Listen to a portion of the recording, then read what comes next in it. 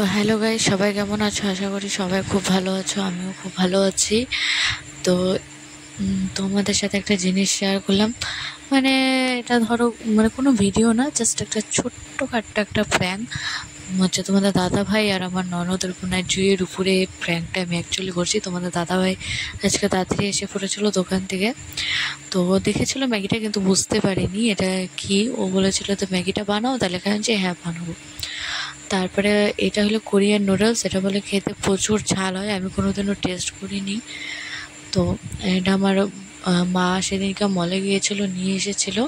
তো মা একটা তাও জোর করে দিয়ে দিল। সেদিন যেহেতু জামাই ষষ্ঠীতে বাড়িতে গিয়েছিলাম, আসার সময় দিয়ে দিল, বললো খেয়ে দেখ টেস্ট করে। তো সেটাই আমি যা দেখলাম ভিডিওতেও, সবাই নাকি খেয়ে এটা সহ্য করতে পারে না ঝাল, সেই জন্য ট্রাই করলাম। আমি জানি না অ্যাকচুয়ালি কীভাবে বানাই, ইউটিউবে যা দেখলাম যেটা সিদ্ধ করে স্যুপটা নাকি ফেলে দিয়ে তারপরে হলো এটা মশলা দিয়ে মাখায়। তো আমি সেটাই করছিলাম।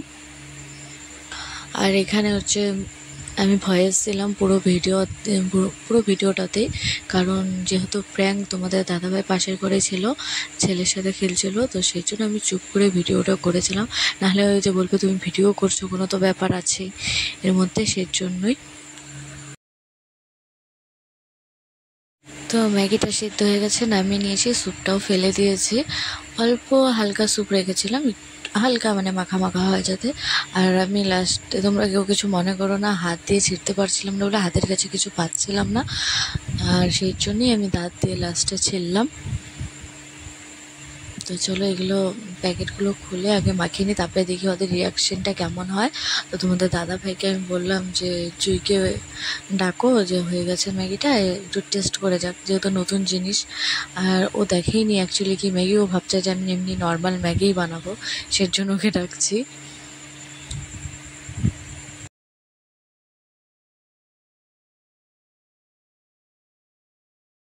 তো চলো পুরো কমপ্লিট।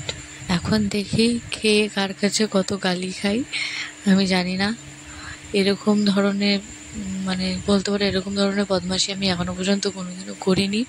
ফার্স্ট টাইম প্রচুর ভয় হচ্ছিল। জানি না তোমাদের দাদা ভাই হ্যাঁ একটু ঝাল খায়, আমি জানি ওর কাছে হয়তো অতটাও ঝাল না লাগতে পারে, আমি কোনোদিনও খাইনি, তাও একটু ভেবেছিলাম হয়তো একটু লাগবে, কিন্তু তোমাদের দাদা ভাই ঝালই লাগেনি, যেটা সত্যিকারের কথা। ওর বলে খেয়ে ভালোই লেগেছে, আমাকে তো তাই বললো কোথায় ঝাল, খেতে তো বেশ ভালোই আছে। আর আমার ছেলে এখানে খাওয়ার জন্য প্রচুর চিল্লাচ্ছিল, কিন্তু ওকে দেওয়া যাবে না, কারণ বাচ্চা মানুষ তো, দুধ খায়, যেহেতু পেট চলবে, সেই জন্য ওকে দিইনি, কাঁদছিল। আর জুই এখানে একবার খেয়ে ওর মুখের রিয়াকশনটা দেখো, যেহেতু খুব একটা ঝাল করতে পারে না, একবার খেয়ে ও এখান থেকে দৌড় এখানে। তারপরে আমার ছোট দাওরা আসলাম, বললাম খেয়ে একটু টেস্ট কর কেমন হয়েছে। প্রথম ও ওই টাইমে আমাদের বাড়িতে আসলাম, যে একটু খেতে, ও প্রথমে বলছিল খাবে না। প্রথমে তো ভালোই খাচ্ছিল, কিন্তু লাস্টের রিয়াকশন ঝালে চোটে ওইখান থেকে চলে যায়। তো গাইস, যদি